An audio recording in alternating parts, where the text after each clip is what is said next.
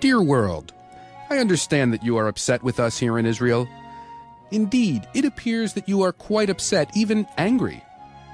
Indeed, every few years you seem to become upset by us. Today it's Lebanon.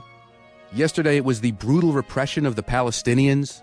Before that it was the bombing of the nuclear reactor in Baghdad and the Yom Kippur War and the Sinai campaign. It appears that Jews who triumph and who, therefore, live upset you most extraordinarily. Of course, dear world, long before there was an Israel, we, the Jewish people, upset you. We upset the German people who elected Hitler and upset the Austrian people who cheered his entry into Vienna.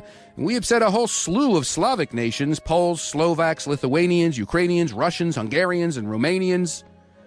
And we go back a long way in the history of world upset. We upset the Cossacks at Khmelnytsky, who massacred tens of thousands of us in 1648 to 1649. We upset the Crusaders who, on their way to liberate the Holy Land, were so upset at Jews that they slaughtered untold numbers of us.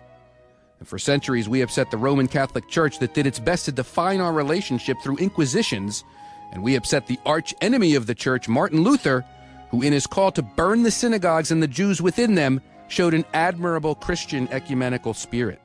And it is because we became so upset over upsetting you, dear world, that we decided to leave you, in a manner of speaking, and establish a Jewish state.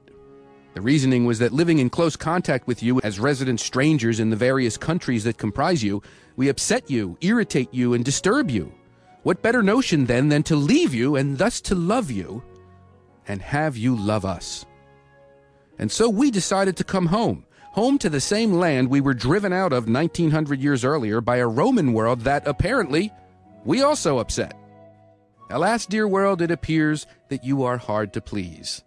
Having left you and your pogroms and inquisitions and crusades and holocaust, having taken our leave of the general world to live alone in our own little state, we continue to upset you. You are upset that we repress the poor Palestinians. You are deeply angered over the fact that we do not give up the lands of 1967, which are clearly the obstacle to peace in the Middle East.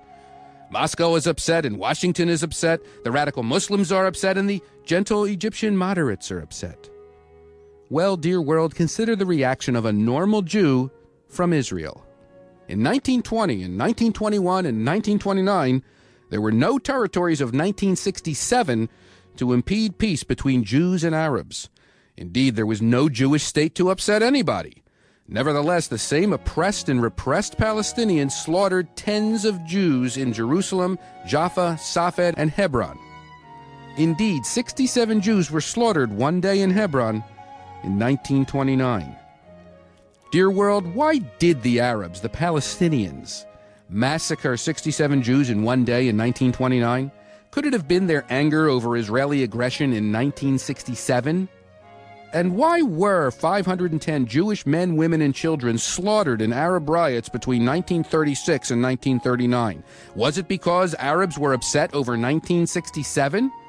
And when you, dear world, proposed a UN partition plan in 1947 that would have created a Palestinian state alongside a tiny Israel, and the Arabs cried no and went to war and killed 6,000 Jews, was that upset caused by the aggression of 1967? And by the way, dear world, why did we not hear your cry of upset then? The poor Palestinians who today kill Jews with explosives and firebombs and stones are part of the same people who, when they had all the territories they now demand be given to them for their state, attempted to drive the Jewish state into the sea. The same twisted faces, the same hate, the same cry of Itbach al-Yahud, slaughter the Jew, that we hear and see today were seen and heard then. The same people, the same dream, destroy Israel. What they failed to do yesterday, they dream of today, but we should not repress them. Dear world, you stood by during the Holocaust, and you stood by in 1948 as 7 states launched a war that the Arab League proudly compared to the Mongol massacres. You stood by in 1967 as Nasser, wildly cheered by wild mobs in every Arab capital in the world, vowed to drive the Jews into the sea. And you would stand by tomorrow if Israel were facing extinction.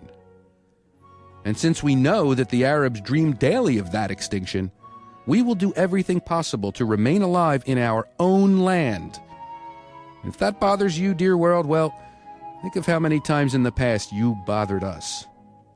In any event, dear world, if you are bothered by us, here is one Jew in Israel who could not care less.